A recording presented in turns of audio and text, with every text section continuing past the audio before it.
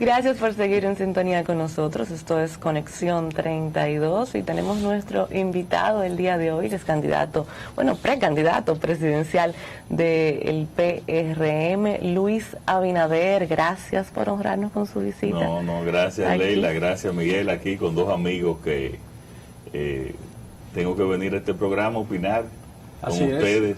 Claro, así es, para nosotros es muy agradable tenerlo presente. No, para mí también, muy contento de estar aquí con ustedes. Ahora, ¿cómo se visualiza desde ahora el año 2019 en términos no solo económicos, sino en términos políticos, en vista de que este año se va a aclarar el panorama electoral, ¿no? Bueno, mira, en términos políticos, en lo que se refiere al PRM, nosotros estamos ahora en un proceso de crecimiento que vamos a llevar a nuestra militancia según la proyección que tenemos. Yo espero que lo superemos, pero a 1,5 millones de personas, para después llegar en las elecciones a 2,5 millones, con mucha armonía. En el PRM tomamos todas las decisiones por consenso.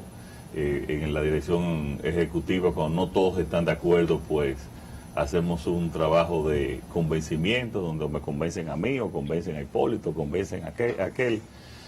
Pero nosotros tenemos una relación muy cordial que nos está permitiendo a que el PRM crezca, y todavía va a crecer. O sea, el gran crecimiento del PRM va a venir a partir de las próximas semanas, que va a venir en un crecimiento ascendente. O sea, nosotros estamos muy confiados en que este año va a ser un año muy positivo para nosotros. En relación con los otros partidos, y con esto termino.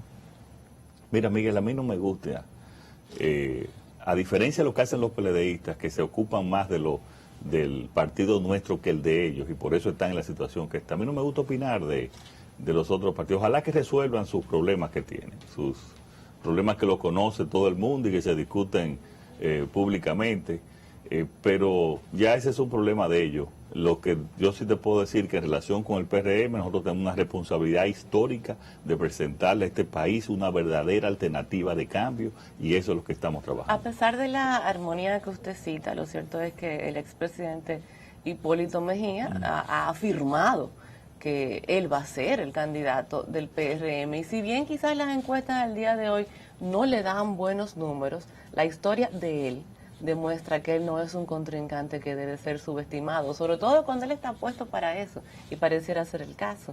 Entonces, ¿cómo espera ganar la candidatura compitiendo contra Hipólito? Mira, ya en el proceso pasado, nosotros fuimos a una convención, yo gané la convención, y el primero que fue a apoyarnos fue Hipólito Mejía, y lo hizo de manera sincera, y lo hizo hasta el final. Él no estaba tan determinado como ahora. Pero él sabe perder. Pero esa es la historia. Ahora, ¿qué tú quieres? ¿Que un candidato vaya y diga que va a perder? ¿Tú has visto un candidato que vaya y diga? Él está haciendo su trabajo, y es bueno que haga su trabajo para el partido. O sea, yo creo que él debe de estar en las calles, porque Hipólito tiene un liderazgo, tiene una base en sectores importantes de la sociedad, y es bueno que él esté trabajando y que esté consolidando su base, porque al final nos va a ayudar a todos. Entonces yo pienso que eso es positivo. Una cosa, Leila, es competencia como la hay en el PRM y como debe de haberla, porque el PRM es el partido aquí anticaudillista, donde no hay un mesías solo. Este PRM no es de Luis Abinader, ni es de Hipólito Mejía, ni es de nadie, ni es de José Ignacio Paliza, ni de Carolina. Este es un instrumento democrático a favor de la República Dominicana. A diferencia de todos los partidos, el presidente del PRM no puede ser candidato. ¿Y tú sabes por qué hicimos eso? Todos de acuerdo, para evitar el presidente y líder. No, porque que este país es lo que nosotros tenemos es que promover el anticaudillismo, el antimesianismo. Eso es lo que estamos haciendo. Entonces, esa competencia, no solamente a nivel presidencial, es favorable. Además, no solamente estamos Hipólito y yo, hay otros también que aspiran. Y eso es positivo, y cualquiera puede aspirar. En los países en que el presidente es también líder del partido, el partido entra en un proceso de hibernación tremenda. Claro. En los Estados Unidos, por ejemplo, el presidente del partido nunca se le ha ocurrido ser candidato. Totalmente, pero además es un ejecutivo. Sí. del partido. O sea, y aquí presidente y líder, eso, pero además te da esa idea del líder, del caudillo, del mesianismo, que tanto daño, cuando tú estudias la historia dominicana, ha hecho a la República Dominicana, a sus instituciones, a su desarrollo, en todos los órdenes. Entonces, si en el PRM no hay figuras mesiánicas, yo puedo concluir que si gana la candidatura alguien que no sea usted lo va a apoyar, ¿verdad? Pero por supuesto, por otro somos Partido Democrático, pero además, pero quiero decirte una cosa, no hay el Mesías no está. Hay algunos que se quieren poner el saco del Mesías. Él apoyó a Mejía en el 2002. Claro, sí. Y después Hipólito nos apoya a nosotros. Pero mira, no solamente no hay Mesías en el PRM, no lo hay en toda la sociedad, en todo el país. Hay algunos que se quieren poner el saco de Mesías, que cuando no lo tienen, ni lo... no, pero la llegada del Mesías será el día del juicio final, ¿no? Nadie quiere estamos hablando del Mesías a otro nivel, el Mesías político dominicano. Sí, así es. Y nadie pero hay quiere. Algunos que se creen Mesías, sí, claro. Y comen dañequeque y toda esa cosa. De todo. Ahora, pero eso es cuando van a la tierra. Sí. Eso es cuando van a la tierra. Sí, cuando Zeus bajó del Olimpo. Pero miren, yo quiero tomar la iniciativa. Quiero tomar la iniciativa porque leí la pregunta sobre, y tú preguntaste, Miguel, sobre el año, y hablamos del tema político. Pero yo creo que aquí hay una situación que cuando vemos la prensa de hoy, y la prensa de todos los días, yo quiero decir aquí, claramente, firmemente, de que la policía dominicana no está en condiciones de enfrentar ni la delincuencia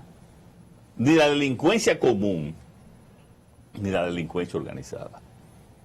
Yo no sé cuándo se va a dar cuenta el presidente de la República de esa realidad.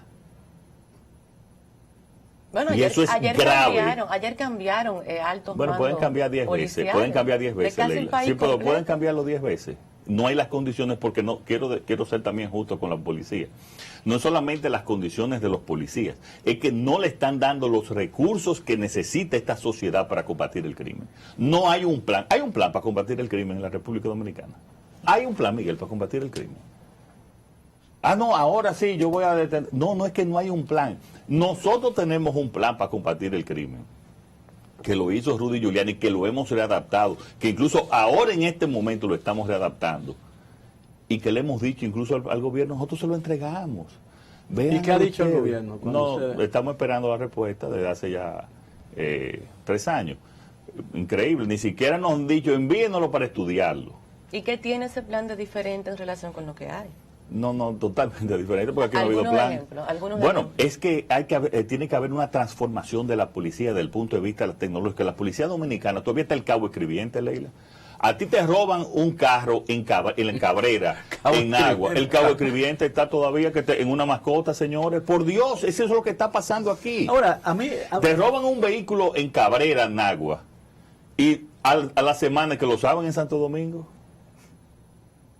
Para ponerte un ejemplo en términos de tecnología, ¿cuáles son? Mira, tú sabes cómo se empezó a hacer avances contra el crimen en Estados Unidos, lo que llamaban Computer Statistics, CompStat, que fue un método que tú sabías exactamente dónde se cometían los crímenes, a qué hora se cometían los crímenes, qué día. Entonces tú podías enviar los activos humanos a esos lugares. Tú sabes que el 80% de los crímenes se cometen en los mismos lugares, en todas las localidades.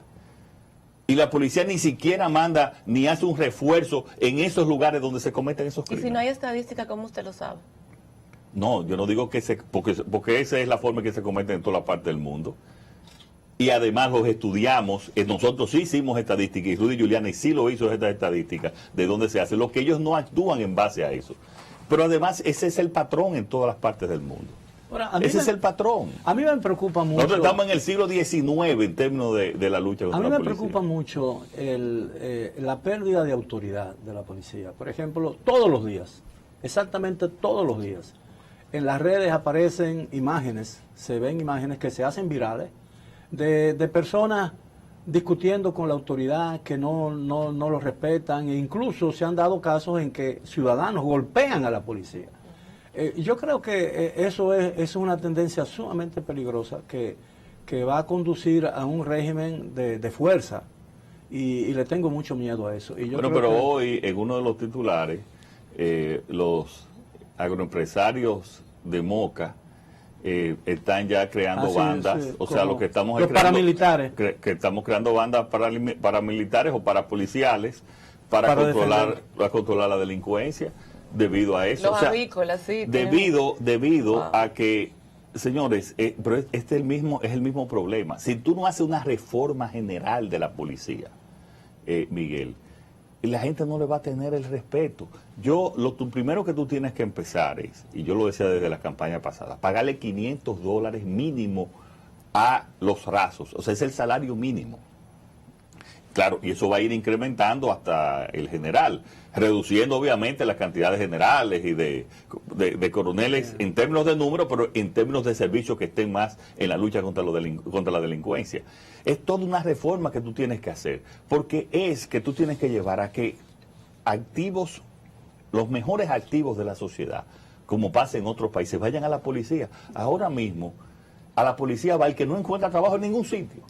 Sí. Por los salarios que hay, que no tiene oportunidades de ninguna otra. Hay dos profesiones que aquí son menospreciadas, que son los bomberos y los policías. Y en muchos sitios ser bombero es un honor. Claro. Porque es un ciudadano. Pero eso quedó demostrado el 11 de septiembre. Tú sabes que las Naciones Unidas en Haití a los policías le pagaban $500. El promedio en América Latina de salario mínimo de la policía, eso no es un invento, es un poco más de $500. Aquí es 200, ¿no? 250, algo así. Más o menos. Depende, porque también tienen una serie algunos tienen especialismo de esto, que también es un especialismo que se maneja con muy poca transparencia. Ahora, según me dicen ellos mismos. Lo de cabo escribiente me choca. No, pero el cabo escribiente. Porque hay otra figura típica que es el piche guagua, ¿no? Pero es cierto, o sea, ustedes no han visto en los destacamentos que es una mascota. Sí. Ahora, ¿cuál es la fortaleza real del PRM? En términos políticos, ¿dónde reside su fuerza? El PRM. Miren, señor, nosotros tenemos que recordar que el PRM se fundó 1 año y 4 meses antes de las elecciones del 2016, en una división con el PRD, donde más diputados, o sea, nosotros nos llevamos 31 diputados, pero 46 diputados se quedaron con el PRD. El 70% de los alcaldes se quedó con el PRD. Y nosotros sacamos un 35% y el PRD sacó un 5.2%. O no sacamos. Eso fue lo que dijo la Junta. Yo nunca he dicho que gané las elecciones. Yo lo que he dicho que esos no fueron los números ni de eso ni a nivel congresional. Entonces, a nosotros nos dejaron eso. Entonces, ya el PRM es un fenómeno, señores, que nosotros obviamente tenemos ya que perfeccionarlo. Nosotros fuimos el único partido, Miguel, que ha hecho una convención para elegir sus dirigentes en los últimos 10 años. En los últimos periodos del PLD lo que ha hecho es renovar, vamos a repetir la propia dirigencia. Y repite la propia dirigencia. No han tenido la capacidad de hacer una convención para elegir sus dirigentes. Y nosotros la hicimos. ¿Cuál es el número de su padrón? ¿Tienen un padrón ya completamente organizado? Claro, pero eso es público, 523,000 inscritos. Y no es permeable ese padrón. En esa primera etapa. Y ahora es que yo dije que vamos a llegar, ese es el PREMIL 1. PREMIL significa el programa de registro militante en su proyecto 1. Ahora viene el proyecto 2, el PREMIL 2. Es decir, que el padrón está abierto todavía. No, el PREMIL 1 se abrió y se cerró para la convención interna. Ahora tiene una nueva apertura. Desde noviembre está empezando a inscribirse para hasta junio. Se cierra en junio el padrón. Se cierra en junio para las primarias que se van a celebrar a todos los niveles según lo que indica la ley de partido. Entonces, exacto. Y nosotros pensamos llegar ahí a por lo menos 1,5 millones de personas. Permeable, mira, después que tú inscribes en cualquier lista, no siquiera padrón de partido, más de 1,000 personas, hay algunas inexactitudes, hay algunas situaciones, pero yo sí te puedo decir que es un padrón donde tenían que ir personalmente a inscribirse. ¿Tú sabes lo que ir a inscribirse personalmente? 523,000 personas, pero no fueron 523,000, fueron 700 750,000, y fueron rechazadas 200,000 por problemas que la inscripción, que la cédula, que no fuera correcta, que esto, que aquello, o sea, una serie de situaciones. ¿Es un padrón completamente cerrado o es semiabierto como era el del PRD antes de la división? O Bueno, sea, es que ahí, 2010. imagínate, la definición es, cerrado significa que no es el de la Junta, porque siempre hay una discusión muchas veces bizantina en Entonces ese sentido. es semiabierto porque... No es semiabierto. Bueno, es un padrón que el que esté identificado con el PRM puede inscribirse. Sí, un padrón es lo la que lista. no, lo que realmente, o sea, se puede llamar que es un padrón del partido, porque también es la matrícula cerrado, del partido. Es la matrícula del partido. Tú quieres ser miembro del PRM, tú vas a una de las locales del PRM y te inscribes. Pero se ha dado el caso de que hay muchos ciudadanos que están inscritos en más de un partido político. Es decir, ustedes confrontan el padrón suyo con el padrón de la Junta Central Electoral.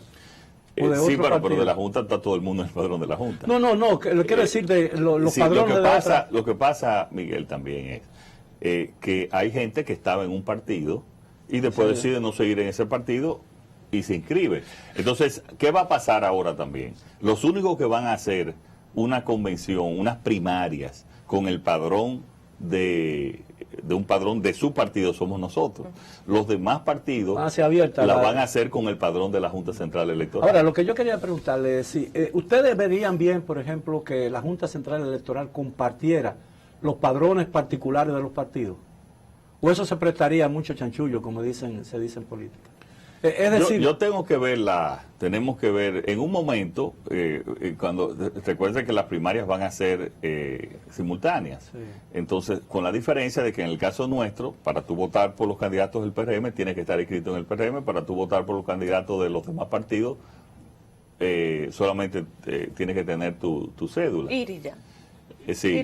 Entonces, ahora, eso habría que ver la necesidad que habría para eso. Ahora, el hecho de que un partido vaya a votar con su propio padrón, es decir, con su lista de militantes, y otros vayan a hacerlo con el padrón de la Junta Central Electoral, se puede dar el caso, hipotético por supuesto, de que muchos ciudadanos vayan a votar, por ejemplo, un PRMista vote en su partido, pero vaya al de otro partido y vote sobre la base del padrón.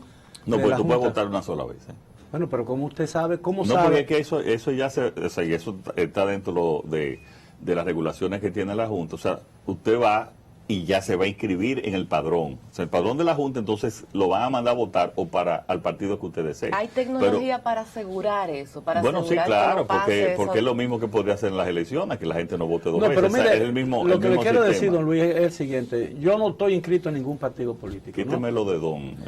Igual le digo yo, porque, a ti tampoco te sí, gusta. Bueno, es que a los Yo dos... te digo Miguel, Sí, entonces pero me dice don Luis. a los dos lo extraditan y carecen de dones por lo regular. Sí. Digo yo, por ejemplo, no pertenezco a ningún partido político, ¿verdad? Entonces, por supuesto, tengo que votar como miembro de la Junta Central Electoral, como empadronado en la Junta Central Electoral. Y me gusta, por ejemplo, un candidato del PRM. Usted, por ejemplo. Y me gusta también un candidato del PLD y tengo dudas. Entonces, yo digo, ¿cómo se evita que yo vote dos veces? No, porque es que cuando usted se va a registrar a votar, y si lee los reglamentos, o sea, el día que no se va a registrar, cuando va a realizar el voto, a usted le van a dar una boleta de uno de los partidos, no pueden darle de los dos partidos. Ah, bueno, es la Junta que va a distribuir las boletas. Claro, y ahí van a estar los delegados de todos los partidos. Incluyendo en la del PRM, aunque sea cerrada. Claro, porque es simultánea. Ahora, yo le quiero decir lo siguiente. Lo ideal desde mi punto de vista era que cada partido, y por eso nosotros defendimos que fueran, que con el padrón de cada partido, yo no le digo cerrada, pues no son cerradas. El que quiere inscribirse en el partido va y se inscribe. O sea, que fuera con el padrón de cada partido. Pero inscribirse en una condición. O sea, si yo quiero ir a votar por usted en octubre, yo necesariamente me tengo que inscribir. Yo no puedo aparecerme ese día a votar y ya.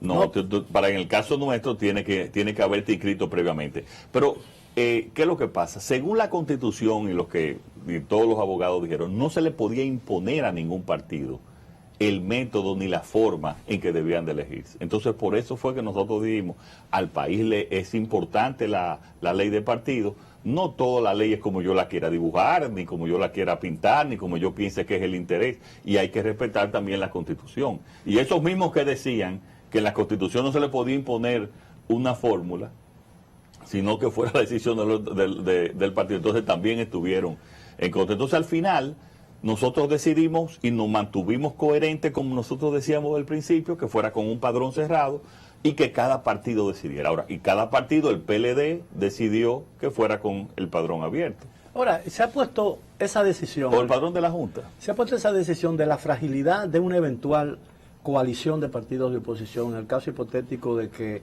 sea el doctor Leonel Fernández o sea el licenciado Medina, que el que sea candidato presidencial del partido de gobierno. ¿Y el presidente Medina puede competir? No, pero está en la eventualidad de una reforma constitucional, eso como ya ocurrió, como ya ocurrió, ¿no? Lo que quiero decir es que con el tema de la ley de partidos, la oposición parecía que había encontrado un sendero de convivencia y de coalición, pero eso se diluyó inmediatamente cuando cada partido tomó un camino diferente, ¿no? No podría ocurrir lo mismo, ese precedente no podría ser un obstáculo al esfuerzo, porque usted mismo ha dicho en diferentes oportunidades que se necesita alguna fórmula de coalición o de alianza electoral para derrotar al PLD. Entonces ese precedente no puede conspirar contra Miguel, ese propósito. Desde una semana antes de las elecciones, el bloque de partidos de oposición nos reunimos para una serie de decisiones que afectaban la democracia dominicana. Ese mismo bloque, una semana antes, nosotros fuimos separados, pero una semana antes de las elecciones, recuerden que nosotros fuimos a la Junta Central Electoral. Entonces, era un bloque opositor para temas específicos de la democracia. Eso no quiere decir que dentro de ese bloque opositor, ahora en este caso, podamos ver y discutir alianzas, que estamos en la mayor disponibilidad de hacerlo. Pero nunca en ese bloque opositor, nunca se discutió una alianza electoral, sino discutimos los temas de la elección de la Junta, de los miembros de la Junta Central Electoral, de la elección de los miembros del Tribunal Superior Electoral, y también discutimos la ley de partido. La ley de partido, lo que presentamos, decía la única, o se aprobaba o no se aprobaba la ley de partido. En la ley de partidos nosotros dijimos, miren, para aprobarse tiene que ser la decisión de cada partido. Y eso no lo afectaba a ninguno de los partidos. Ahora, a lo que me refiero. Pero sí. Para terminar, y quiero aclarar eso para volver, no lo afectaba a ninguno de los partidos. Y al final incluso partidos que se oponían y que dijeron que decidieron irse por un padrón abierto, una cosa que para mí me sorprendió. Pero esos son detalles que nosotros tenemos, señores, que como políticos, que tener la madurez de que no vamos a estar de acuerdo en todo, que vamos a estar de acuerdo en lo más importante. Y a ellos yo les digo que continuamos conversaciones, continuamos amistad. Yo pienso que lo más importante aquí es un cambio de gobierno. Sí, Entonces, eso es lo que yo creo que nos va a llegar a unir a la mayor cantidad de personas, pero la experiencia de nacional, partidos, de grupos sociales, que lo vamos a lograr para lograr ese cambio. Pero la experiencia nacional indica que muy tempranamente los desacuerdos afloran a la superficie y frustran todo intento de unificación de pareceres. Y yo siempre he dicho que ese es uno de los fenómenos más extraordinarios de la política dominicana, porque cuando uno ve y analiza los discursos políticos, uno se da cuenta de que hay más coincidencias que desacuerdos en el debate nacional. Y sin embargo, los desacuerdos al final priman sobre los acuerdos. Mira, Miguel, yo estoy de acuerdo contigo. Sin embargo, hay que también ver esa historia, la historia verdaderamente electoral. Nosotros estamos con las puertas abiertas en el PRM para discutir la alianza con todos los sectores y los diferentes sectores. Logramos unirnos con el Partido Reformista. Después que el Partido Reformista le rechazaron la propuesta que había hecho para la alianza. Habría que ver. Mucha gente pensó que fue un error del PRM. Bueno, yo pienso que no, que ni fue el error del PRM, que ahí lo principal es que le fue bien al país, porque logramos armar que era lo que necesitaba el país en ese momento, que era un bloque opositor de una importancia. Y por eso tenemos en el Congreso que no pueden pasar una serie de leyes y que podemos tener. Ustedes le dieron una cuota, muy alta en la alianza. Yo De no hecho, pienso que fue alta, yo pienso que fue ¿No fueron una como 12 senadurías, bueno, pero candidaturas? por ejemplo, esas senadurías, los que ganaron fueron de ellos que fueron independientes, pero yo no pienso que fue alta. Pero mi punto es que ahora no pueden hacerlo, pero porque fue un con la partido. nueva ley de partidos esa cuota Vamos cambió. a esperar, porque tú puedes negociar un 20%. Ahora, lo importante es una cosa, el Partido Reformista salió del gobierno. Ellos pudieron por llegar a algún acuerdo con el gobierno con cargos, salió del gobierno, apoyar la oposición, y eso también hay que verlo en ese momento. Ahora, lo que te quiero decir con las alianzas, Miguel, muchas veces el liderazgo del partido, y eso va a pasar en las próximas elecciones, no se pone de acuerdo, pero abajo la población se pone de acuerdo. Y cuando tú ves los resultados de las elecciones, tú ves que hay dos grandes bloques. Y si eso existió en el 2016, ahora las condiciones son todavía más poderosas para que haya un bloque del cambio. Y lo que yo le digo a esos amigos, gente muy buena, con muchísimo sentido y deseo de mejorar el país, es: no podemos estar de acuerdo en todo, no vamos a estar de acuerdo en todo, pero yo creo que sí estamos de acuerdo con lo más importante, que es un cambio en el gobierno en temas fundamentales, donde exista transparencia, donde exista honestidad, donde exista que realmente haya una mucho mejor calidad del gasto público, para que ese crecimiento que hay en el país no solamente sea de estadística, sino que se siente en la mejoría de la calidad de vida de la gente. Y al PRM le puede ir bien a pesar Entonces de las alianzas. yo pienso que eso se va a entender en su mayoría de partidos. Bueno, yo estoy de acuerdo con él en el sentido de que en una democracia verdadera el país tiene que aprender a vivir con las diferencias, ¿no? Claro. Pero el PRM le fue bien, bastante bien, para ser un partido que tenía 1 año y medio más o menos en las últimas elecciones, pero tenía una cuota muy importante de las candidaturas que había reservado para la alianza. Ahora no puede ser, por el tema del 20% establecido en esta ley de partidos. Con este nuevo esquema, ¿entiende que como quiera le va a ir bien o mejor al PRM en las próximas elecciones? No, pero el PRM va a ganar las elecciones, tú no puedes tener dudas. Mira, lo que va a pasar en el 2016... Aún con menos alianzas. Pero es que eso habría que ver la forma en que se hacen esas alianzas. Mientras menos avance, menos compromiso. Tú sabes lo que va a Pero pasar. hay un techo. No, tú sabes lo que va a pasar. Tú sabes lo que va a pasar en el 2020. Es un tsunami por el cambio, que ni siquiera se va a reflejar en las encuestas. Ya en las encuestas se está reflejando, pero el tsunami que viene, lo que va a venir por el cambio, es mayor de lo que reflejan las encuestas. Yo quiero que ustedes graben este programa para que lo pongan después. No se graba. Se graba. ¿Y qué va a pasar? ¿Hasta dónde van a llegar esas aguas? No, va a ser un tsunami positivo. Porque el tsunami... va a entrar por 3 niveles, por el nivel presidencial, por el nivel congresual y por el nivel No municipal. importa con quién compita, porque antes de ayer Hipólito Mejía dijo que él prefiere competir, si fuera el candidato, él prefiere competir con Leonel Fernández que con Danilo Medina, porque tenía más tela por donde cortar, lo estoy parafraseando, en cuanto a los actos de corrupción que hubo en los gobiernos. Mira, yo realmente... ¿Usted tiene un contrincante favorito? No, yo creo que como quiera, aquí el que se va a vencer es al PLD. Okay. Aquí se va a vencer al PLD, sea quien sea el candidato u otro que sea el candidato. Aquí se va a vencer al PLD, Si el presidente Medina cumple lo que dijo en una entrevista que tuvo mucha resonancia en su momento, de que en marzo va a decidir si va a anunciar su decisión, porque él dijo: yo ya tomé una decisión, pero lo voy a anunciar en marzo. ¿Qué cambio se produciría? ¿Cuál sería el efecto? Bueno, yo quería ver cuál entrevista, si fue cuando él respondió que no iba... No, la Avellana Tavares. El Avellana Tavares, que dijo, ella le preguntó sobre la reelección, él dijo: yo tengo una decisión, pero voy a esperar hasta marzo.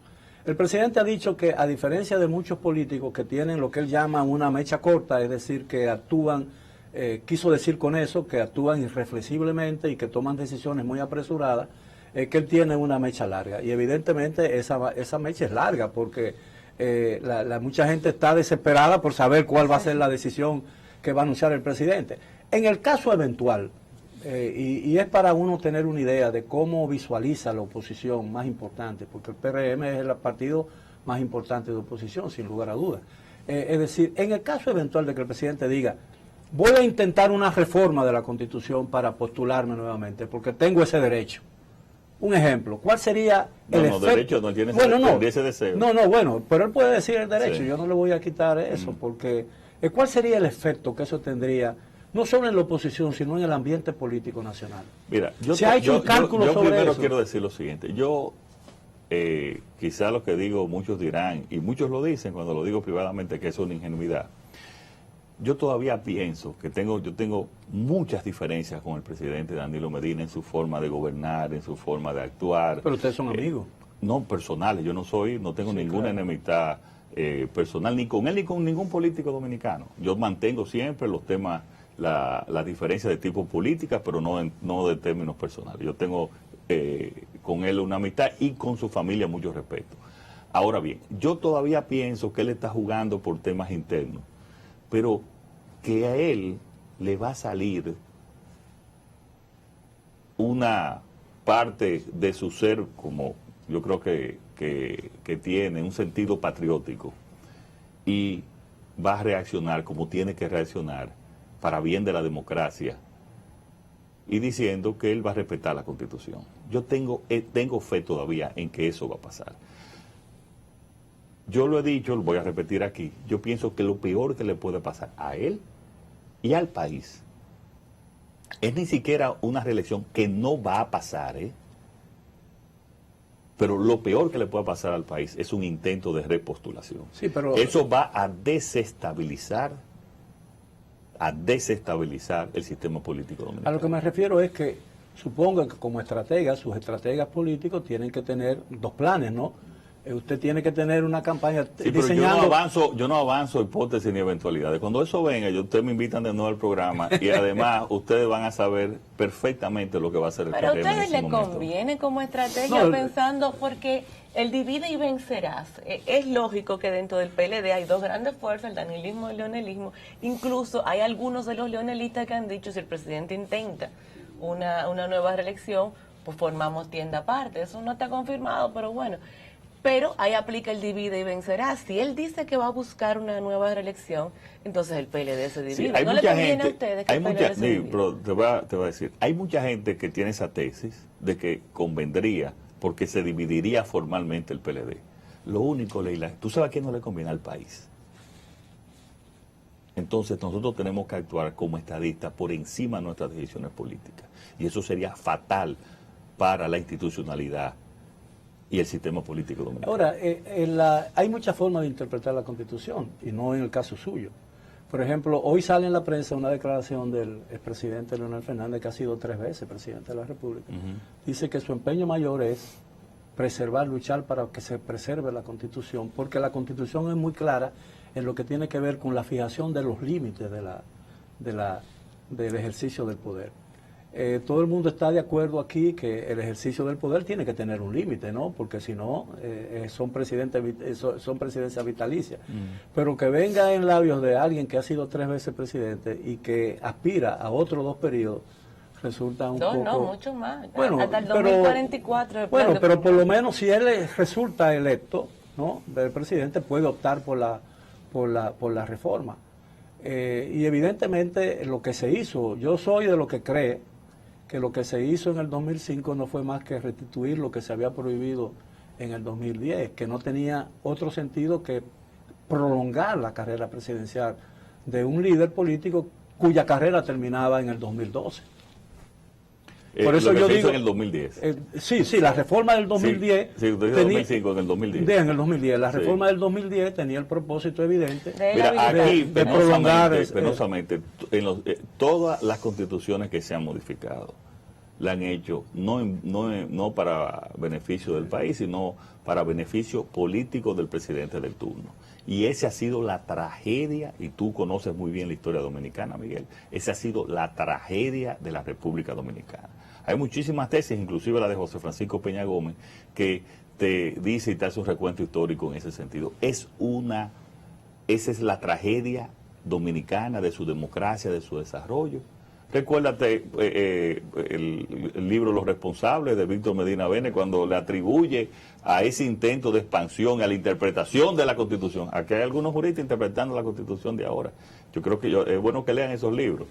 Que le atribuye a esa extensión de 2 años de Horacio Vázquez la tiranía trujillista. Sí, claro, eso tuvo... Entonces, vamos a dejar la Constitución tranquila. Vamos a dejar esa Constitución tranquila. Eso es lo que le conviene al país. Y si algunos diputados del PRM, en caso de que no la dejen tranquila, votan a favor de una reelección, quizás pensando en que le conviene al partido no, pero hay una decisión, no en su beneficio hay una personal. decisión. Yo no creo que eso pase con ninguno de los diputados, que no he escuchado, pero hay una decisión del partido en ese sentido. Y no es lo que cada si aquí en un partido piensa y actúa por lo que piensa cada quien, entonces no es un partido, eso es una manada sin ley y sin reglamento. Vamos a rescatar un poco el método socrático con relación a algo que prevalece en el ambiente dominicano. Vamos a hacernos algunas preguntas y para llegar a una solución, para llegar a una meta. Nuevamente voy a lo hipotético. Bueno, el presidente dice en marzo, yo no voy, respeto la Constitución de la República, pero no puedo aceptar un transitorio en la Constitución de la República que me denigra y denigra a mi familia. Y yo prometo... ¿Es el transitorio que él escribió? Bueno, no, sí, exactamente, pero quiero decir porque... quiero ponerme en la mente... No, pero yo estoy haciendo hipotético claro. también, tengo que hablar. Quiero ponerme en la mente de muchas posibilidades. Sí. Y quiero, como dicen los políticos y los estrategas, vamos a movernos, vamos a analizar algunos escenarios que pueden darse en el ambiente político. El presidente dice eso, ¿no? Jura y firma y todo lo que quiera, las garantías que la sociedad le exija en ese caso. En esa eventualidad, ¿usted cree que es correcto que una constitución tenga ese párrafo? No importa que él lo haya puesto para garantizarse su reelección en el 2016. Porque a mí me parece que ese párrafo es redundante, porque hay en el mismo artículo en el que aparece ese párrafo, dice 2 periodos y nada más. Entonces, ese último es como muy denigrante, es decir, y mucha gente, muchos expertos, yo entre ellos, entiendo que ese párrafo debería aplicarse a otros 2 expresidentes que aún están vivos. Bueno, pero ese es otro tema, pero el párrafo no es denigrante y está en una enorme cantidad de constituciones del mundo. No, porque la Constitución lo menciona. No dice quién es, pero lo voy a mirar. Bueno, pero es que habría que poner... ¿Tú te imaginas que no se hubiera colocado ese transitorio? Bueno, pero vamos a hacer la hipótesis que tú quieres hacer. ¿Tú te imaginas que no se hubiera colocado? No, pero yo no estoy defendiendo. Además, ese transitorio lo puso él mismo. Lo puso él mismo en su modificación a la Constitución. Yo creo que si analizamos bien la historia que condujo a ese párrafo, está en una declaración que el doctor Leonel Fernández le dio a la señora Alicia Ortega y que yo recuerdo perfectamente, donde en una entrevista que dio en Palacio Nacional en el 2011, sí, pero mire, donde él decía que a fin de cuentas, cuando le preguntaron, obviamente una pregunta ordenada, cuando le preguntaron qué opinaba él de la prohibición que vedaba su intención de postularse de nuevo, y que él había establecido en su propia Constitución, él dijo, al fin de cuentas, cuando se trata del jefe de Estado o del presidente de la República, la voluntad la tiene finalmente el pueblo dominicano. Consciente de haber dicho eso y el peso que eso podría tener a lo interno de su partido, él estableció ese párrafo. Por eso yo digo, independientemente, sin lugar, desde una perspectiva imparcial como periodista, yo pienso que ese párrafo y la prohibición tiene, para los fines internos del PLD, una raíz perversa. Bueno, eso es posible, pero el problema, Miguel, es que la República Dominicana no es ni PLD, ni Leonel, ni Danilo. No, pero yo no me refiero a eso. Sí, pero yo te estoy diciendo lo que yo tengo que hablar, y yo hablo a favor de lo que le conviene al país. A mí Leila me dice, o me pregunta, lo mismo que dicen otra gente, pero te conviene quizás una división del PLD con una reelección, pero no es lo que me conviene a mí, es lo que le debe. Nosotros estamos aquí para accionar a favor del país, por eso que la gente se olvida, y muchos políticos se olvidan de que su finalidad no es llegar al país, es llegar al poder, sino mejorar la calidad de vida del país, mejorar sus instituciones, y ese es mi objetivo. Entonces, en ese sentido, el país no es Leonel, el país no es Danilo, el país no es para jugar con la Constitución como ellos lo han hecho, y ya esa Constitución hay que respetarla, buena o mala, y en caso de variarse tiene que ser una gran consulta nacional para lo que realmente le convenga al país y no para lo que le convenga al presidente del país. O sea que tampoco apoyaría la reforma, incluso si el presidente hace un compromiso de que la quiere solo para eliminar el transitorio, pero no para buscar una reelección él. No apoyaría ese esquema. Pero yo te hago una pregunta. Entonces, aquí hay que entrar y preparar una constitución para poder una reelección, y después también preparar y cambiar la Constitución para otro momento. Para la historia. No, pero a lo que me refiero es lo siguiente.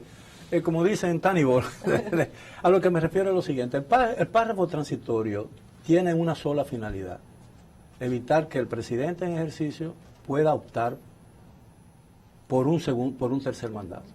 Desaparecida esa posibilidad, porque ya definitivamente no puede. ¿Cuál es el objeto de tener ese párrafo en una Pero entonces, si ya no sirve para más nada, o sea, si ya no tiene ningún objeto. Bueno, pero está en el texto. Lo que quiero decir, mira, mi posición es hoy, en este momento, de que esa Constitución no debe de tocarse. Si se toca la Constitución, es peligroso. En este momento esa es la posición del partido. Además, nuestro partido tendría que discutir. A lo que me refiero es que lo transitorio en cualquier texto tiene un plazo de vida o de existencia. Tú me corriges como abogada. Es decir, sí, el párrafo es muy claro en que el presidente Medina, si ganaba las elecciones del 2016, no podía postularse en el 2020.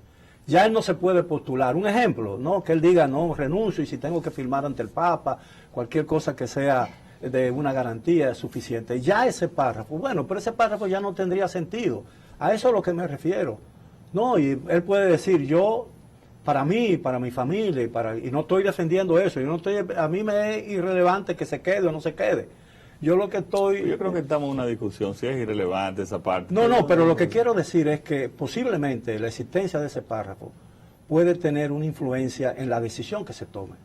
Y no se puede menospreciar la importancia que ese párrafo tiene en la decisión que pueda tomar el presidente de la República. Eso es lo que a mí me parece, no sé. Yo no estoy en sus pantalones y no sé realmente en cuál va a ser su decisión. Mira, Miguel. Lo que quiero decir es que yo soy que más que nada, usted sabe muy bien. Oye, yo he revisado y he estudiado muchas veces la historia dominicana. Hay que volverla a leer y a veces hasta con diferentes historiadores, porque muchos historiadores te agregan anécdotas que no existían en otros de los libros de la historia. Cuando un presidente quiere repostularse, te busca la más increíble de las excusas. La más increíble. Entonces, yo pienso que aquí no debe haber, ya él tiene que respetar la Constitución que él hizo. Y es lo que le conviene a él, y es lo que le conviene al país. Esa es mi posición. Bueno, pero yo creo que esa posición la comparte mucha gente. Exacto. Lo que me refiero es que hay dos tipos de reelección. Y hay una sola que prohíbe la Constitución de la República. A mí me parece que la reelección diferida, que es la amenaza que se yergue sobre el proceso electoral, puede ser tan perniciosa como la reelección consecutiva. Yo estoy de acuerdo contigo. Que sería la reelección de Leonel Fernández. Claro, estoy de acuerdo contigo. Claro. Estoy de acuerdo contigo. Pero esas han sido las modificaciones que se han hecho a la Constitución. Yo pienso que la Constitución, para mí, en aspectos importantes, la Constitución del 2010 fue un retroceso institucional. ¿En cuáles otros aspectos aparte Yo pienso la unificación de las elecciones. Eso en nada contribuye a la democracia dominicana. Y además que tenía un solo propósito personal, que era rehabilitar una carrera presidencial que moría. Hay una serie de temas ahí que... Bueno, dos. 2. También la de Hipólito. Sí. La de Leonel y la de Hipólito. Entonces, eso realmente... Pero a Hipólito le llegó por carambola. Por ricochet, sí. Sí, pero realmente esa constitución, que evidentemente como todo lo que hace tiene aspectos positivos, pero en el tema político el objetivo era ese. Sí. El objetivo era poder presentar otra vez al presidente Fernández. O sea, lo que el presidente Fernández está ahora mismo defendiendo, él fue uno de los... Usted es economista y maneja bien el lenguaje y el léxico económico, porque eso fue lo que usted estudió. Y además es un empresario que sabe los efectos que tiene cualquier cambio en lo que nosotros llamamos las reglas del juego, ¿no? Que a mí me preocupa mucho que cosas tan importantes se rijan como se rige un juego. ¿Cuál se podría hacer en el aspecto económico, el peor de los escenarios en este año preelectoral? Mira, el principal problema que tiene la economía ahora es su nivel de endeudamiento. Y yo voy a hablar de eso, y lo anuncio aquí, voy a hablar de eso la próxima semana. Miren, señores. ¿Dónde va a hablar de eso la próxima semana? No, voy a hacer una presentación. En rueda de prensa. En rueda de prensa. Okay. Oye, nosotros habíamos proyectado, nuestros economistas, que para el 2018 se iba a pagar en intereses de la deuda un 27% de los ingresos tributarios. ¿Ustedes saben cuánto ha terminado eso? En un 32%. Un 5% más. O sea, un 5% más. La nueva estructura de la deuda internacional, que antes eran los gobiernos o las instituciones multilaterales, ha cambiado. Son los mercados financieros. Entonces tú siempre puedes reenganchar, como se dice popularmente los financieros, la deuda. El grave problema, o el tema de la deuda es el costo de los intereses. Y si los mercados financieros ven que tú sigues en un constante déficit, que tú estás sumamente presionado, como en ese caso de que tienes que destinar el 32% de tus ingresos tributarios al pago de la deuda, y cuando hablo de la deuda, hablo de la deuda del sector financiero, que es la del Banco Central, la que ya le dicen cuasi fiscal, que aquí se inventan unos términos siempre, porque eso no existe en otros sitios, y la deuda del sector no financiero, que es la deuda del gobierno central, que se hace a través del Ministerio de Hacienda.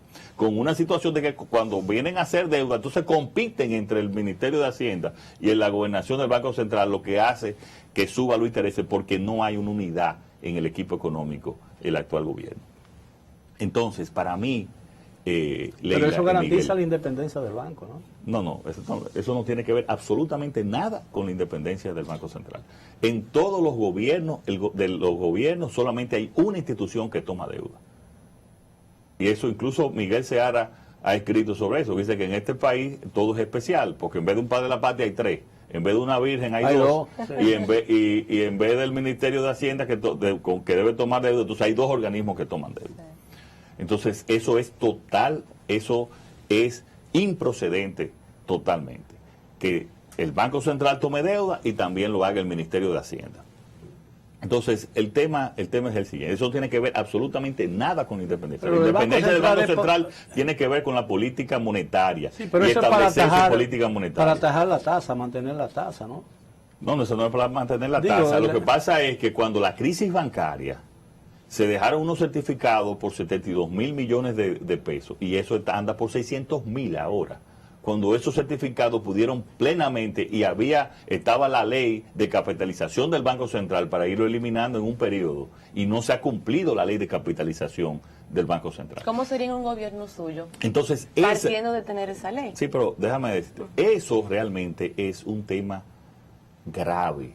El tema de la deuda. Nosotros hemos estudiado y no encontramos otro país en el cual haya que destinar esa cantidad, o sea, un 32% de los ingresos tributarios. O sea, ¿qué es los ingresos que tiene? Porque este país no tiene ingresos no tributarios.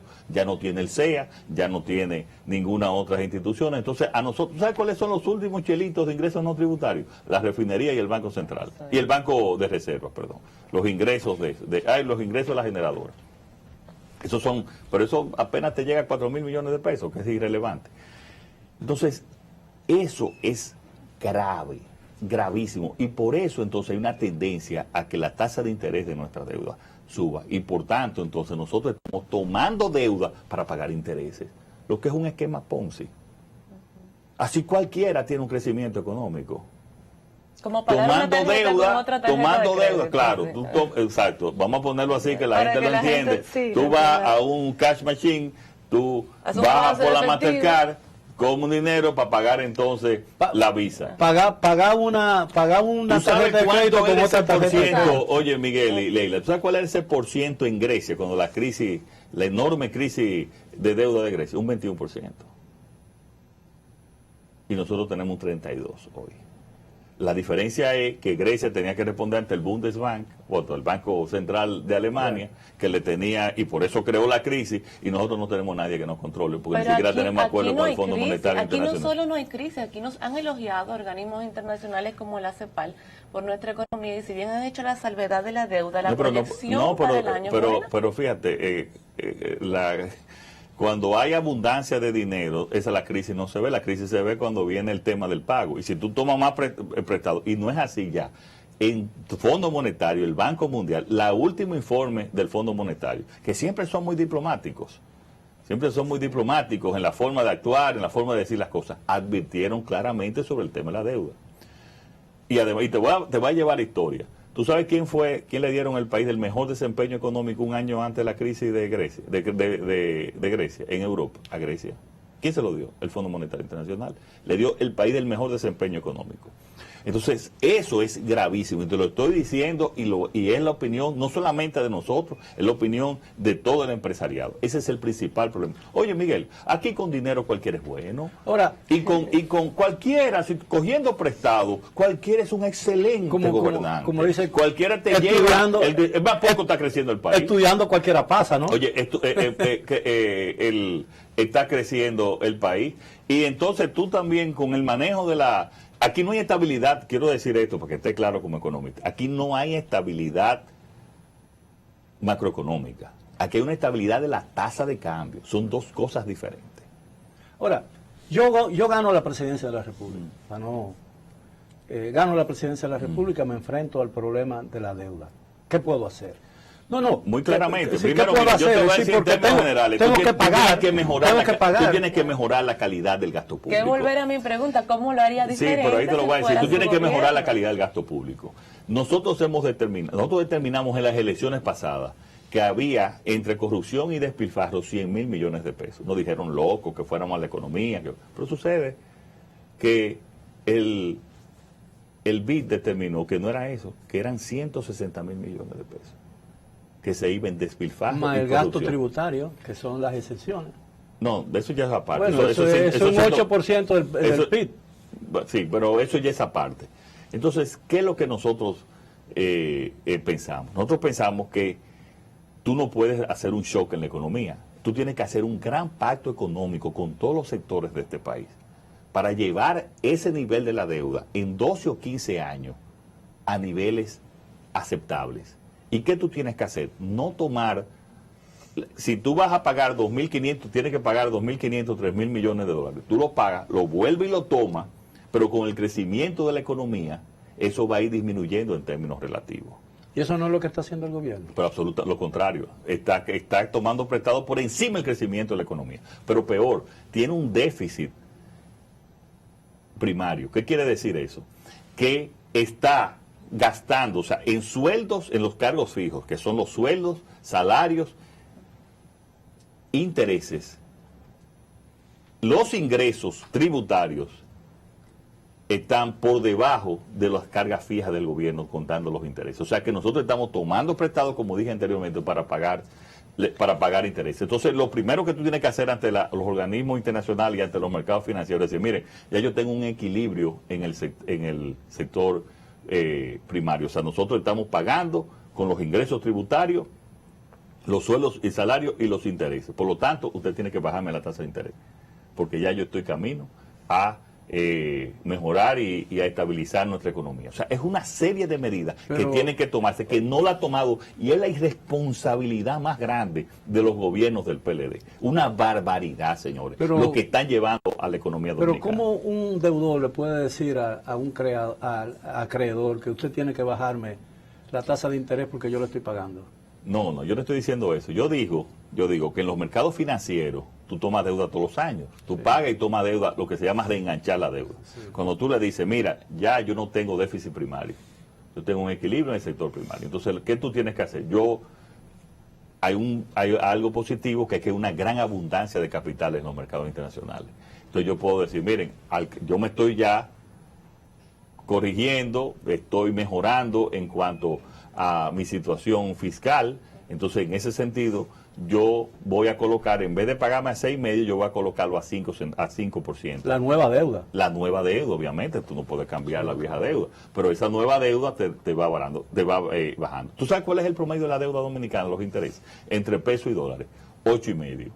Cuando aquí hablan de que en Japón, no, que en Japón tiene un 200% del PBI, que es la peor relación que tú puedes tener, y que para tenerlo, sí, tiene un 200% del PBI en deuda, pero ¿tú sabes cuál es el promedio de la deuda de Japón? 0.6.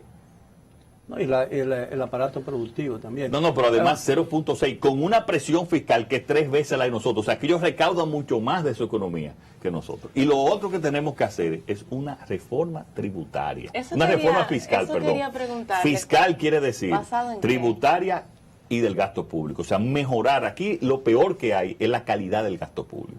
Aquí tenemos instituciones que se triplican, aquí tenemos unas nominillas terribles. O sea, el partido más caro del universo es el PLD. Entonces, ¿qué haría para bajar esa hipertrofia del Estado? Mejorar la calidad del gasto público. ¿Eliminaría instituciones? ¿Recortaría empleados? No habría ninguna diferencia. O sea, nosotros mantendríamos la demanda agregada, el gasto agregado. Ahora, lo que pasa, aquí tú tienes la dicotomía de que tú tienes en instituciones 200 empleados que no hacen nada, que han habido cantidad de denuncias en ese sentido. Pero tú no tienes los hospitales, Leila, lo que debe de tener. Tú no tienes los recursos que tienes que tener. Para tú aplicar la ley de seguridad social, tú necesitas 35,000 millones más. Entonces, ¿qué va a hacer? ¿Usted va a llegar y va a iniciar despidos masivos de esos empleados? Pero te he dicho que no. Yo te he dicho que tiene que haber una readaptación. Ahora, aquí los que estén cobrando nominilla del PLD se van. Ahora, los empleados de carrera no solamente se quedan, sino van a mejorar su salario y sus condiciones. Pero el Estado dominicano está hipertrofiado, eso es evidente, y esa es una crítica con sentido de la oposición política. Es decir, el Estado no solamente hipertrofiado, Miguel, es que se está gastando en lo que no se está gastando. Si tú me dices, mira, se está gastando mucho, pero se está gastando en salud y está mejorando la salud. No. Salud es la cenicienta de este gobierno, eso es lo peor. Aquí ha habido un retroceso tremendo en salud. Y tú me dices, mira, es que la seguridad nos cuesta mucho, pero tenemos seguridad en la calle. No, es que le seguimos pagando sueldos de miseria a la policía. Ahora, ¿quiénes son los que están ganando bien este gobierno? Los dirigentes del PLD. Ahora, los que están trabajando en la administración pública continúan en los peores niveles. Pero quiero volver a alguna. Yo asumo la presidencia de la República, yo, Miguel Guerrero. Sí. Y me veo, entro en una encerrona, evidentemente, porque me encuentro que yo soy partidario de una sincerización de la economía. Yo entiendo que tengo que regular el gasto público, que el mantenimiento del aparato estatal es una carga demasiado onerosa para la sociedad dominicana, y intento hacerlo. ¿Qué hago? Lo primero que veo es que el Estado funcionaría mejor con 250,000 empleados y tiene 600,000. ¿Qué hago? Yo me pregunto, ¿qué hago? Voto 350,000. Al otro día tengo que renunciar a la presidencia. Pero obviamente. Es que no solamente, que no te creas que los gastos superfluos solamente son el tema de los empleados. Hay instituciones que sí, que tú tienes la misma cantidad de nominillas que lo que tienes de los empleados regulares. Pero es que también es un despilfarro total. Tú sabes la cantidad de dinero que se gasta aquí en viajes, que se gasta aquí en restaurantes, que se gasta aquí como si este fuera un país rico y millonario. Aquí cuando viaja cualquier ministro, se van 7 en primera clase y se van a 17 convenciones todos los años. No es solamente los sueldos y salarios, los sueldos y salarios es una parte de eso. Así, aquí lo que estamos hablando es de eficientizar el gasto público. Y en lo relativo nosotros no vamos a gastar menos, sociales, nosotros vamos a gastar mejor. Incluso los planes sociales, ¿tú sabes cuántos son? Son apenas, esos planes sociales que se habla tanto, son apenas unos 12.000 millones de pesos. Nosotros hemos hablado incluso de duplicarlo, con condiciones incluso de convertirla también a ese. En vez de 800 pesitos que no le dan ni siquiera para su medicina, nosotros llevarla a 1.600, y esos son apenas unos 6.000 y pico millones de pesos más. Son centavos. En esa reforma fiscal... Entonces ustedes no están en desacuerdo con esos programas sociales, están... No, pero ¿cómo va a ser si lo iniciamos nosotros? ¿Tú sabes quién fue el primero que habló de esos programas sociales? Fue mi papá, que habló de darle 280 pesos hace 25 años, y la gente se reía de eso, y eso después lo establecieron. Tú sabes que eso está en toda Latinoamérica, eso no es aquí solamente. Eso lo iniciaron en México, por una situación de cómo tú dabas los subsidios, si los subsidios directos o los subsidios indirectos. Y se determinó que los subsidios directos eran no solamente más baratos, sino más efectivos. En esa reforma fiscal de la que usted habló, Caría mencionó la parte del gasto público, pero en la parte relativa a impuestos, ¿usted haría algún cambio a la estructura actual? Claro, mira, recuérdate país? que la política fiscal es política tributaria y política del gasto público. Claro. Yo hablé de eficientizar, no de gastar menos, de gastar mejor. De gastar mejor. En cuanto a la política tributaria, yo pienso que hay que hacer una reforma tributaria. Pero una reforma tributaria, ¿tú crees que aquí se puede subir el ITV? No creo, pero... ¿Tú crees que aquí se puede subir el impuesto a la renta? No. ¿Cuál fue la reforma tributaria? Pero tampoco creo que se pueda bajar. A pero la del 89 de Balaguer. Pero perdón, la del 92. Bueno, comenzó en el 89. Pero la reforma tributaria fue en el 92, que Balaguer ni siquiera la quería porque pensaba, al bajar las tasas, decía, pero esto es una locura. Leila, la mayoría de las veces que se bajan las tasas se aumentan los ingresos, porque se elimina la evasión.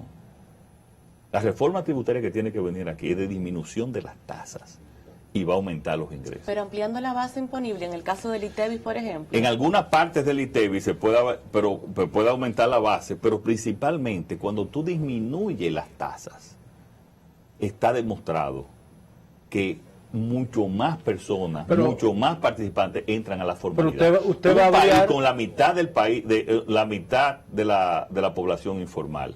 No se va a desarrollar nunca. Pero usted bajaría la tasa del ITEVIS, pero no, ampliaría la base. Oye, sí, pero fíjate lo siguiente. Tú tienes no solamente el ITEVIS, estamos hablando también claro. De... Pero el ITEVIS es por ejemplo, te voy a poner otros ejemplos. El impuesto a la transferencia de un 3%. Tú eres abogado. Eso, cantidad de personas hacen 2 contratos. Sí, claro. La inmensa mayoría. La inmensa mayoría. Señores, entonces vamos uno para la renta eso promueve, promueve la ilegalidad. Claro, por Dios. Y todo ITEVIS o IVA, o sea que así que se le llama en otros países, el impuesto al valor agregado. Está demostrado que todo IVA o ITEVIS, como se le llama aquí, de más de un 10% lleva a la evasión. Pero el IVA yo creo que no se aplica a los servicios en México, ¿no?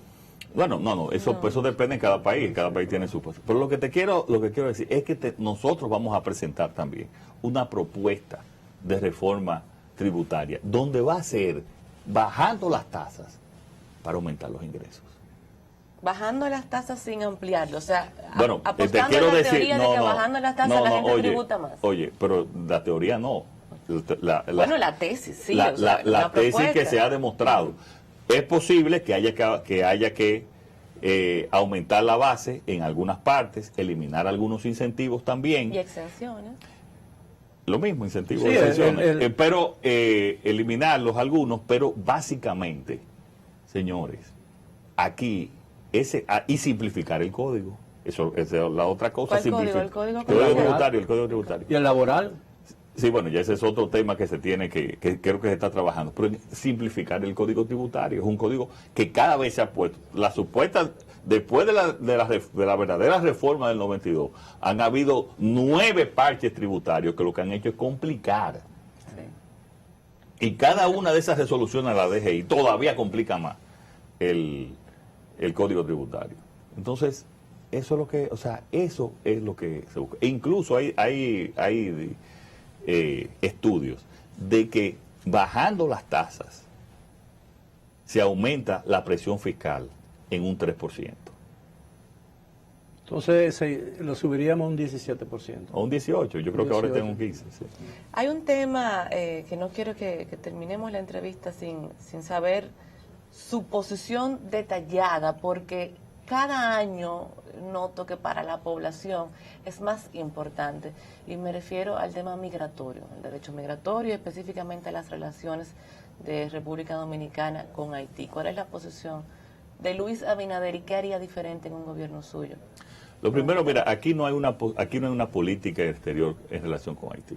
No la hay. Yo tendría una política exterior en relación con Haití. Segundo, la política migratoria. Pero aquí hay una ley migratoria, Leila. Si tú cumples la ley, porque es que aquí hablamos, ¿qué vamos a hacer? Es que si tú cumples con la ley de migración, aquí no habría ningún extranjero ilegal, por Dios. Aquí lo que hay que cumplir con la ley migratoria. Eso es lo que hay que hacer, señores. Pero cumplir, ¿eh? Y cumplir a todos los niveles. Cumplir a todos los niveles en eso. Porque aquí también hay mucha hipocresía en ese aspecto. Hay mucha gente, una parte que habla, pero también hay muchos sectores que tienen haitianos en su haitianos trabajando. Sí. Y muchos de los que hablan de Haití, en su casa hay haitianos trabajando. Sí, en su finca. Entonces, aquí hay que aplicar la ley migratoria. Ahora, hay que aplicarla con sentido, como nosotros hemos hablado. Tú te vas a la frontera norte y mira lo que tú te encuentras. Tú estás en la Mata de Santa Cruz, y que es un sitio donde hay mucha producción bananera, y tú te vas a una primera reunión y se levanten la mano los que están desempleados, y si hay 400 personas, 380 te levantan la mano. Perfecto. Y después tú te reúnes esa noche a Sobanano, en Mao, y entonces en Mao te dicen que no aparecen dominicanos para el trabajo agrícola. Entonces también para eso está un ministerio que se llama Ministerio de Trabajo, para juntarse con los productores agrícolas y decirle, vamos, y conjuntamente con el Ministerio de Agricultura, para mejorar la competitividad en la producción, que se puede mejorar mucho más la competitividad y la productividad en términos de la producción de banano, y decirle, miren señores, nosotros como gobierno, nosotros vamos a aportar, le vamos a entregar un SENASA a cada uno de los empleados agrícolas, y vamos a hacer un plan de vivienda conjuntamente con el INVI para nosotros dominicanizar el trabajo aquí agrícola. ¿Usted está de acuerdo con la resolución del Tribunal Constitucional relacionado con SENASA, no? No está obligando a todos los empleados públicos a inscribirse en SENASA. No, por eso por eso es otra cosa. Sí, claro. Sí, pero yo estoy de acuerdo. Lo que yo estoy hablando es, porque estos no serían empleados públicos, estos son empleados privados. Sí. Lo que yo estoy hablando es un incentivo que se le haga para dominicanizar el trabajo en el campo y eliminar el tema de los trabajadores ilegales y en haitianos. Las deportaciones, usted tendría mano firme, porque mire, yo sé que usted sabe, porque usted tiene un buen equipo de redes sociales y un observatorio de redes sociales, que los grupos que se han identificado como nacionalistas, muchos de ellos lo han acusado usted en las redes, específicamente en Twitter, de pro-haitiano. Han dicho que usted es pro-haitiano, que usted tiene vínculos con ONGs financiadas por USAID para sentar al país en el banquillo de los acusados y acusarnos de racistas, xenófobos. Lo he leído y estoy segura que usted le han hecho algún informe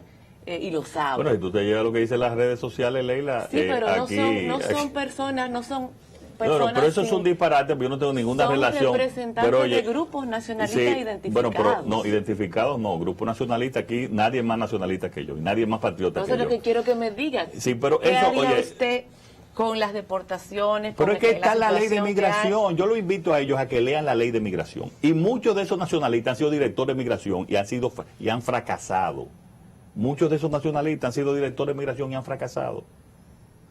Entonces, aquí lo que hay que aplicar es la ley de migración. ¿Estás hablando de José Ricardo también? No, yo estoy hablando de gente que están ahí. O sea, aquí hay directores de personas que están hablando, pero han sido directores de migración. Y en esos periodos es que más inmigrantes ilegales han entrado al país. Aquí hay que decir la verdad, señores, bien claro. La ley, aquí han fracasado todos los gobiernos en el tema de migración. Bueno, y eso no es difícil, ¿eh? Eso es aplicando la ley de migración. Ahora, y deportar a todos, haitianos, norteamericanos, rusos, a todo el que no tenga y no esté claro. Y aquí no pueden falsificar la firma nacionalista. Aquí nadie la puede falsificar. esa firma. Aquí Ahora, nosotros somos más patriotas y más dominicanos que cualquiera. Ahora, una de las debilidades de la política dominicana. Ahora hay gente que se ha hecho esa profesión ¿Cuál? de nacionalista. Sí. Alguien escribió que detrás de un nacionalista hay siempre un bribón, ¿no? Pero uno de los defectos de la política dominicana es la tendencia, por ejemplo, a discutir fuera de los escenarios obvios los problemas fundamentales de la nación. Es decir, y yo pongo como ejemplo siempre la más reciente crisis, y todavía la crisis española, es decir, la diferencia de los partidos y la diferencia que se da en el Parlamento se discuten en el Parlamento y se discuten en la Moncloa, no en un aula de la Complutense. Aquí nos gusta mucho buscar un mediador para resolver problemas que podríamos resolver en un cara a cara. Porque aquí se elude la discusión directa de los asuntos fundamentales de la nación dominicana. Es decir, porque hay que ir a una aula universitaria o a un club social para discutir temas que podrían discutirse claramente en el Congreso o en el Palacio Nacional. Yo he hablado con algunos dirigentes de oposición, dicen que no van a Palacio porque si van a Palacio van a decir que se vendió. Entonces yo digo que es una forma me parece muy infantil de festinar la seriedad de la política. Miguel, pero eso tú debieras decírselo al Palacio Nacional. No, pero yo no se lo estoy diciendo. Yo estoy de acuerdo contigo. Es que yo no lo estoy diciendo, yo no le estoy haciendo un reproche. No, pero yo lo que le estoy diciendo. Estoy de acuerdo contigo, Miguel. Sí. Ahora, yo te voy a poner un ejemplo sobre un tema fundamental de este país. El tema delincuencia. Nosotros le ofrecimos el plan de Giuliani a ellos. Y ya dijo que no le han hecho caso. No le han hecho caso, ni siquiera nos dijeron, mira, vamos a reunirnos, vamos a ver, ni nos dijeron ni en el Palacio, ni no nos hicieron caso. Ese tema migratorio también, eso debería ser un tema nacional, para acciones fundamentales y que el país unifique en una línea. Pero ustedes hicieron una propuesta, o sea, con ese tema. Pero por Dios, en el tema, estoy poniendo como ejemplo el tema migratorio, pero estoy poniendo el tema de la delincuencia. Hemos hablado de discutir las reformas. En la estrategia nacional se debería de hacer ahora mismo el pacto fiscal. Y nosotros hemos llamado a hacer un pacto fiscal. No hay oídos. No se escucha. No hay voluntad, dice usted. Entonces, eso es desde el gobierno que tiene que hacerse. Y si el gobierno te dice, vamos a discutir el pacto fiscal, nosotros vamos a discutir el pacto fiscal. Como lo dice la Ley de Estrategia Nacional de Desarrollo, que ya está pasado. Si lo llaman a Palacio, usted va y se sienta con el presidente. Yo no sé si en Palacio o no en Palacio. Si lo llaman a Palacio, pero el problema no es, pero que eso es irrelevante, que sea en Palacio. El problema es que sea la discusión, que se haga la discusión. Yo, en todo lo que sea para mejorar la situación del país, yo voy. Pero el tema es que se presente la discusión. Vamos a hacer como lo manda la ley. No es que Luis quiere, o lo quiere el PRM, es que la ley manda el pacto fiscal. Bien, yo creo que aquí vale la frase de Benjamín Disraeli, que no hay una democracia perfecta sin una oposición formidable, ¿no? De manera pues que el papel de la oposición en una democracia es tan importante como la de un gobierno. Así y por eso yo celebro su intención de hacer una oposición formidable. Claro. Y le auguro éxito en una oposición correcta. No, formidable. Cuando uno dice formidable tiene varias acepciones. Sí. Y no lo digo en términos peyorativos. Sin oposición la democracia no funciona. Yo quiero un compromiso público suyo antes de irnos, para asegurarlo desde ahora, porque uno no sabe, ¿verdad? Si usted en efecto llega a ser presidente de la República, usted vuelve a darnos una entrevista aquí. Está bien. Temprano. No, antes de la juramentación. En el periodo de transición. Aquí hay mucha gente en este estudio, aparte de todo el No, y la gente que nos escucha. Licenciado, fue un placer verlo de nuevo. Gracias, Miguel. Recuerdo a la familia y muchas gracias por la amabilidad de aceptar nuestra invitación. Sí, Raquel le manda recuerdos. Creo que ha sido muy provechosa esta discusión. Usted es un hombre muy abierto con el cual se pueden discutir los temas más espinosos. Bueno, te toca... Gracias, Luis Abinader. Gracias a ustedes por la sintonía con nosotros. Esto es Conexión 32. Les deseamos que pasen un muy feliz resto del día. Miguel y yo nos despedimos mañana. Esperamos contar con su sintonía en otra entrega de este programa. Recuerden las retransmisiones a las 12 del mediodía, a las 8 de la noche por BTV Canal 32.